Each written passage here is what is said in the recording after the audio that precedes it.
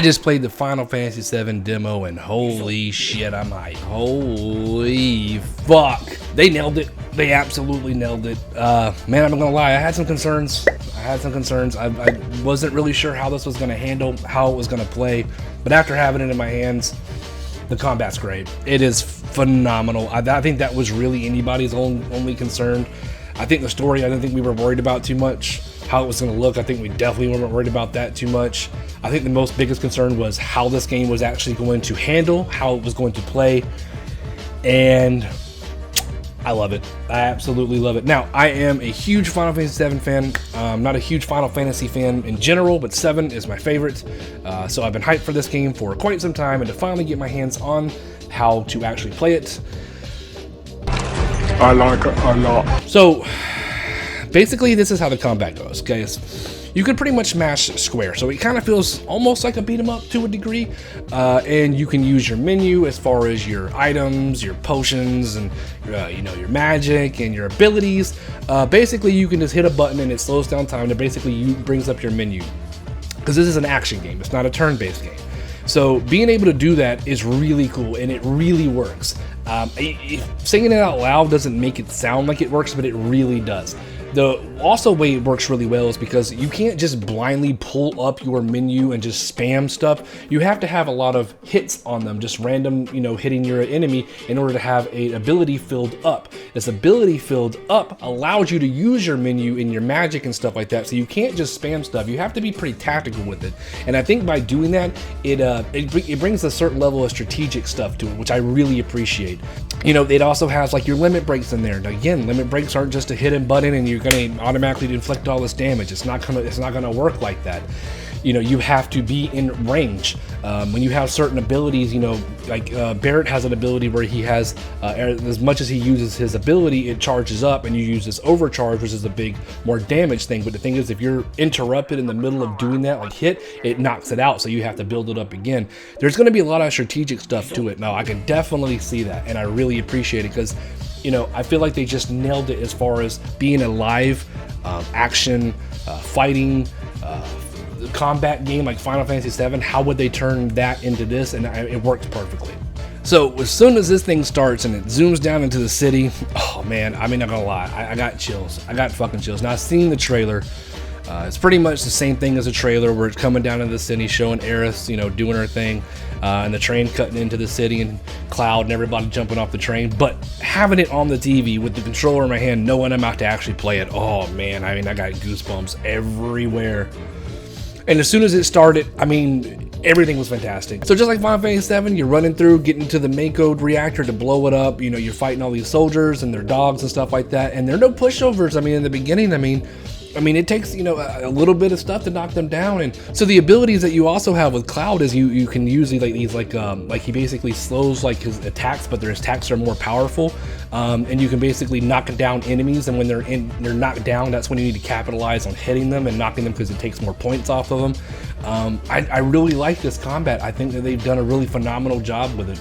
So fighting down when you get to the end boss, which is a scorpion, I love how they did this battle. You know, there was a thought process in my head, like how would they make that translate into like an action game? How would that work? And they nailed it. Like, it made me completely feel like I was in Final Fantasy VII in 2020, with the tail on the laser of the scorpion, with the attacks, you know, just the dialogue between the two of them.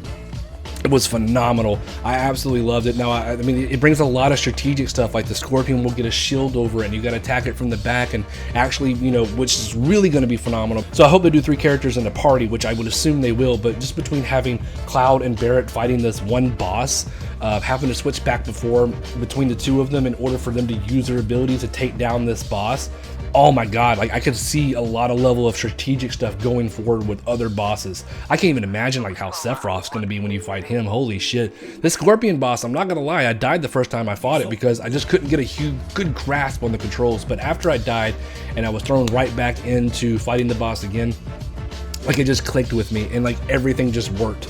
There was a lot of things that threw me off right there in the beginning that made me die. I wasn't expecting, but like the tail laser, how they bring the scorpion, like the tail laser, you know, that's a big attack from that boss, and how it's almost like a one-hit kill, and you got to be in a certain spot before it attacks. I liked it. I mean, they brought every part of that battle into this 2020 Final Fantasy VII, which makes me so excited to see what they do with other bosses and how they're going to make them just work. So this final boss, I mean, you know, like I said, he on this demo was not an easy task in the beginning after I got the controls. I mean, it still took a little bit of doing. It wasn't like a hit, go on. I mean, you had to do some maneuvering and stuff in there and switch back between characters. And I cannot wait to see more. I cannot wait to see more. And I mean, the game's fucking beautiful. I mean, absolutely beautiful. I mean, I think we all expected it to be, but holy shit, it looks incredible. The voice acting is great as well. Cloud just chilling, doing his quiet little Cloud shit, you know. And Barrett sounds just like Mr. T, doing his whole Mr. T kind of impression thing. And I think that's how we always envisioned him to look and sound. And you gonna stand there and pretend you can't hear the plant crying out in pain? I know you can! You really hear that? Damn straight I do! Get help. Say that again! And if this game was made in 2020, and I feel like they nailed the characters, they nailed their look, they nailed their attitudes, like Biggs and Wedge, and I think like they just nailed them. I mean, you've got like, you know, chests and stuff like you in the game, opening up boxes from Shinra that you can bust open to get potions and stuff like that. So after the first boss and you're running out, the only thing that I kind of see that might potentially be a problem. Okay, so as you're running out the way you came in, which is how this game works, you know, you're fighting the same enemies that were in the same places as you're leaving. Now, coming in, it was like, oh man, this enemy, oh my god, how they brought this enemy in. But as you're leaving, you're fighting these same enemies all over again. I threw some different ones in there to kind of mix it up, but my concern is that I feel like this is going to be a much more linear game than Final Fantasy VII of old age, right? I feel like this is going to be a lot more pushed and straightforward. I don't feel like there's going to be a ton of exploring. I could be wrong about that, but I don't see it.